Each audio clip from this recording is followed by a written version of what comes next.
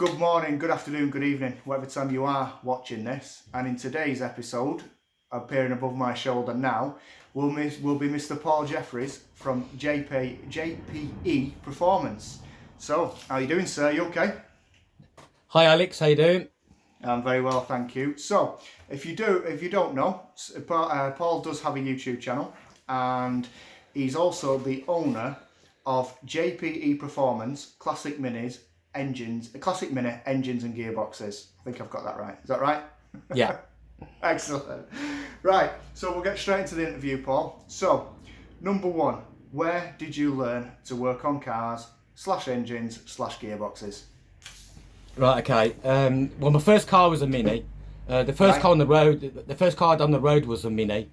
I had a couple of Minis previous to that that I was doing up ready for when I was 17 to start driving. And I attempted to do them up and failed. So basically I bought a car that a guy that I used to work with had just finished building. It was a Mini Clubman 1330 GT, like a 1275 GT lookalike. Yeah. So I bought that. I was driving it around with my mates in the car on L plates for a bit. Passed my test. Then obviously started using the car. Drove it like a typical 17-year-old, blowing diffs out of it and breaking things. And basically I learned by fixing that car how to, with a Haynes manual, obviously, because there was no internet back then.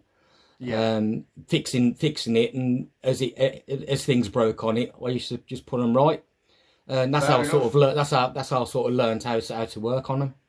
Fair enough. No, it's a perfect way to learn. If you need to fix it for Monday morning to go back to work again, you're gonna have to fix exactly. it. So, because it was because it was my daily driver. So well, there you go. Second question, interesting, because I don't know the answer to this one. What made you actually take the plunge to actually start working on engines for Joe Public, gearbox and engines for Joe Public, basically? Basically, I wanted to provide a service for people who haven't got bottomless pits of money. Yes. A lot of the big guys, obviously, they charge quite a lot of money. Certain places do anyway.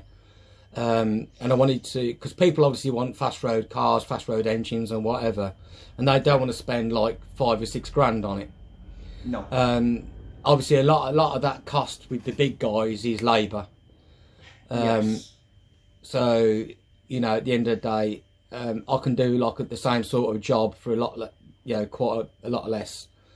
No, you're using the same parts and everything. It's just like the labour charges aren't so hefty. Well, that's the thing also as well. They're also using a reputation.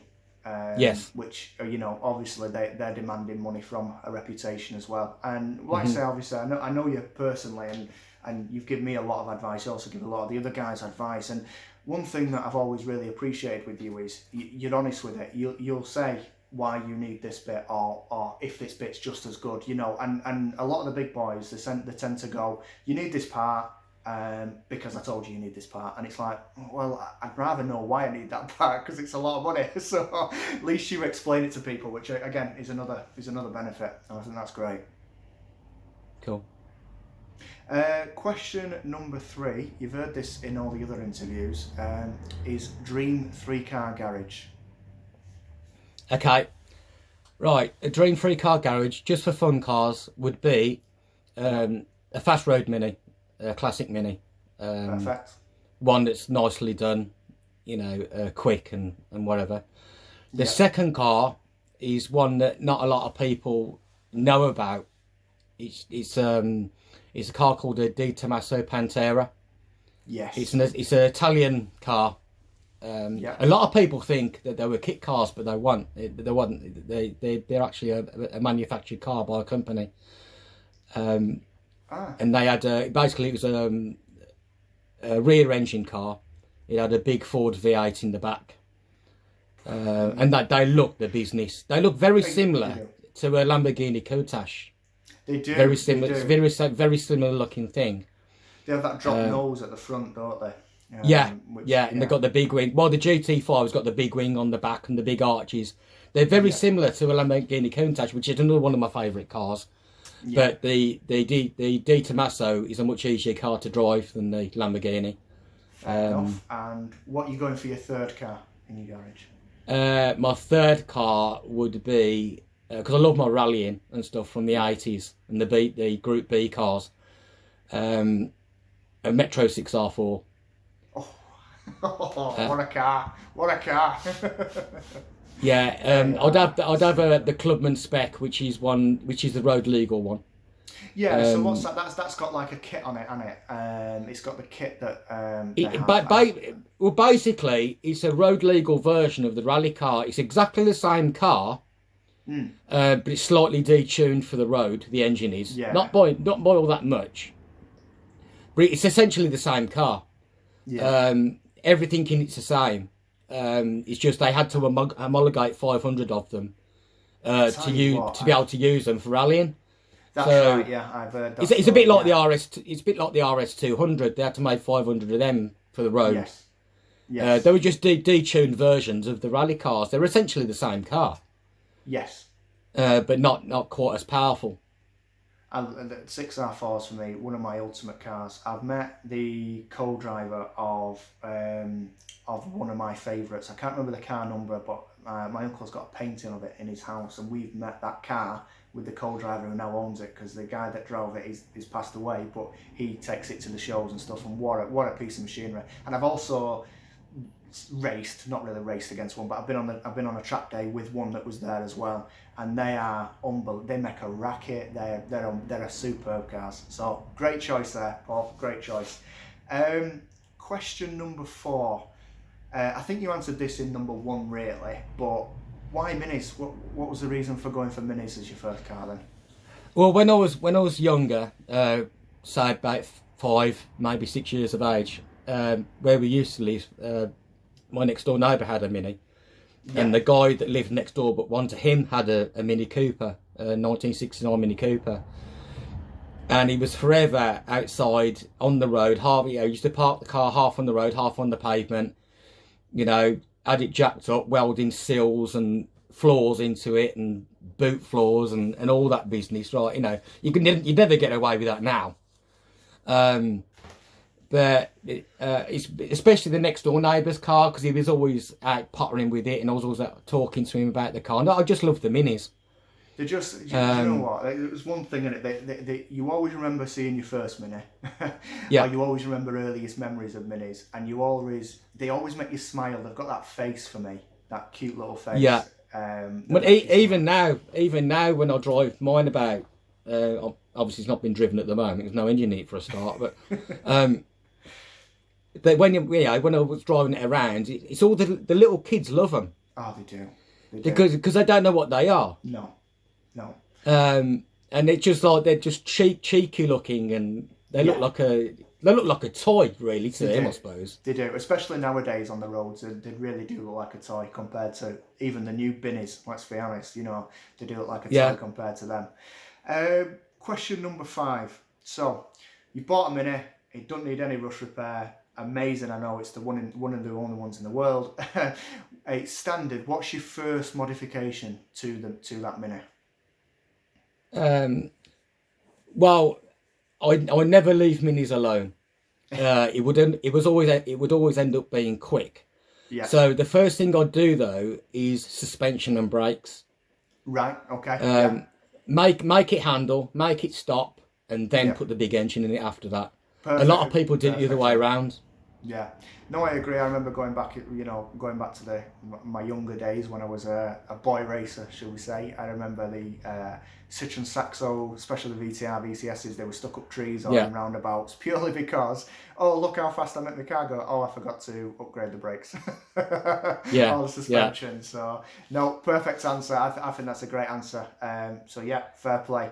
Are you still recording, by the way? Everything's still okay on your side? Yeah, perfect. Yeah. Let's have a look. Question number 6. This was hard to put into words, really. What's one of your biggest bugbears that people do or say when it comes to minis? What they say, do or say? Yeah, so is there a particular thing that someone does to a Mini that just, you just think, why? Or is there something that's always said on the internet that is just Well, crap? I can give you an example of a guy contacted me about having his engine rebuilt. Okay. He had low oil pressure issues with it. The bottom end was rattling slightly. Yeah. So he agreed to bring the car down to me. I took the engine out of it. He left the car with me for about 2 or 3 weeks. Yeah. I took the engine out, took it apart, but apparently this engine had been rebuilt about 2,000 miles previous by supposedly well-established mini restoration place. Yeah. Took the engine apart. He gave me the spec of what he was told that the engine was. Yeah.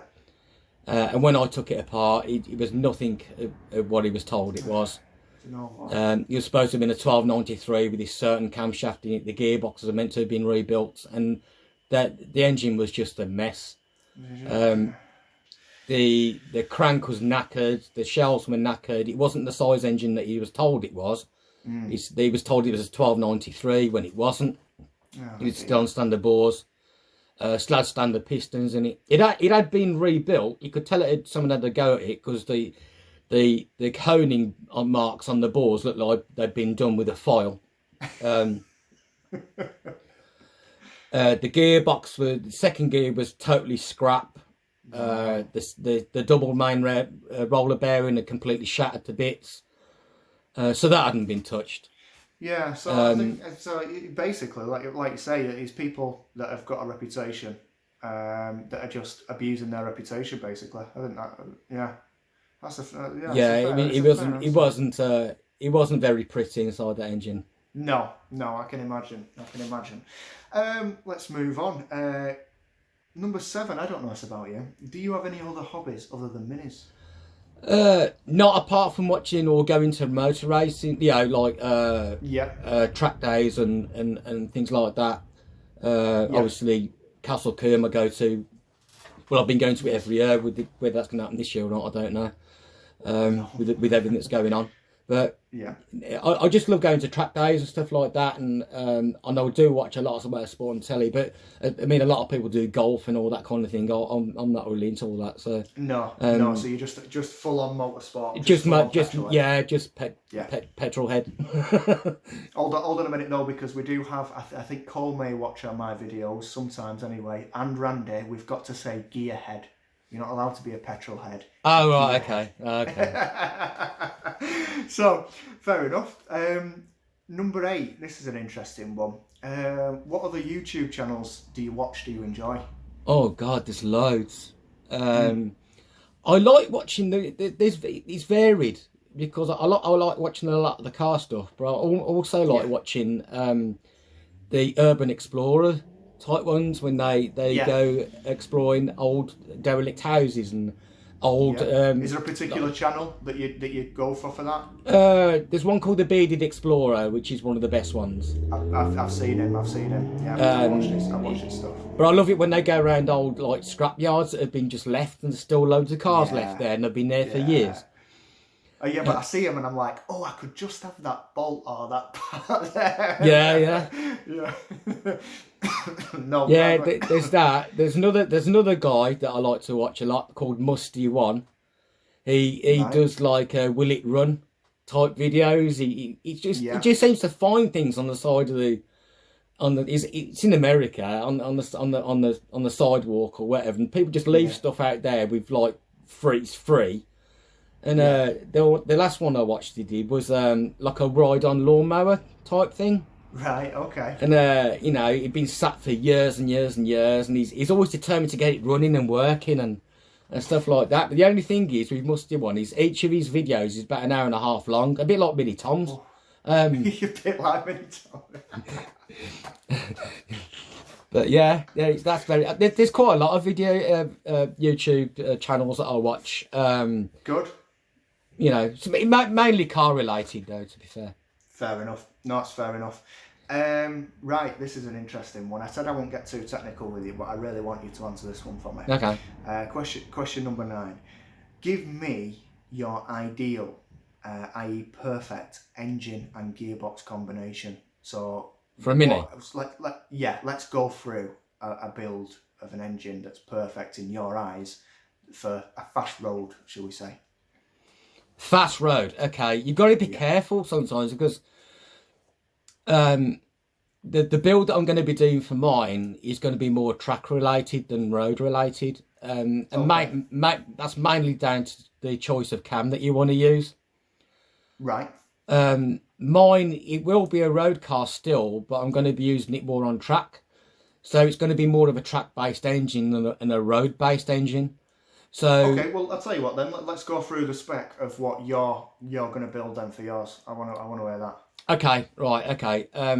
Well, it's my original engine, which is at the moment it's 1310. It's an A+ block.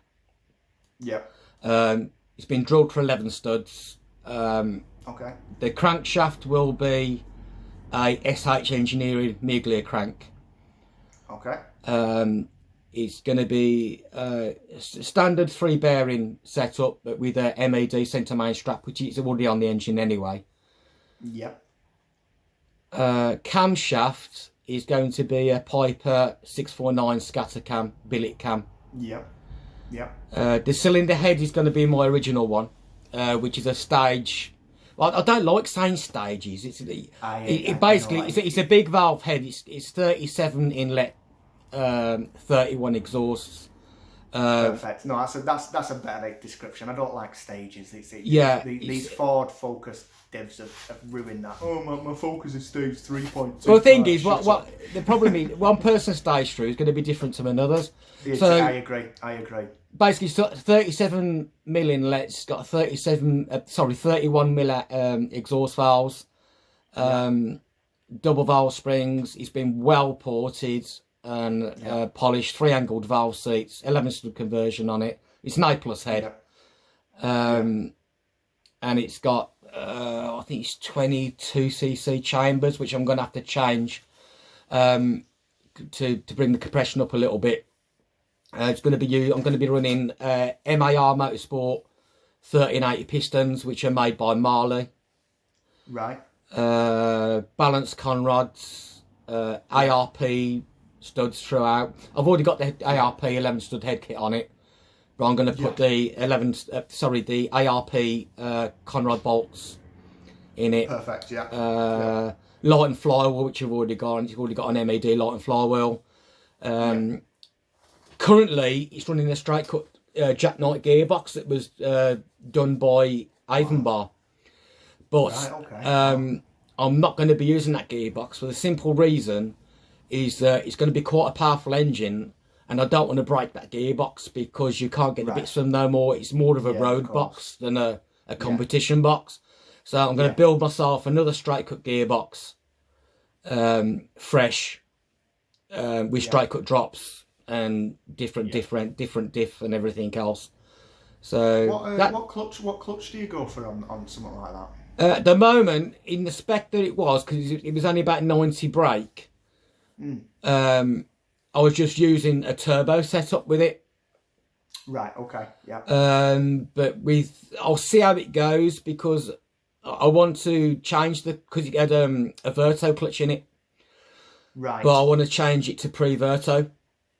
Fair enough. So I'll go for that with the orange plates and stuff like that. That should be able to handle the sort of power that I'm looking at anyway. And I'll still be running the 45 Weber carburetor on it, which I was running on it before anyway. Yes. Yeah.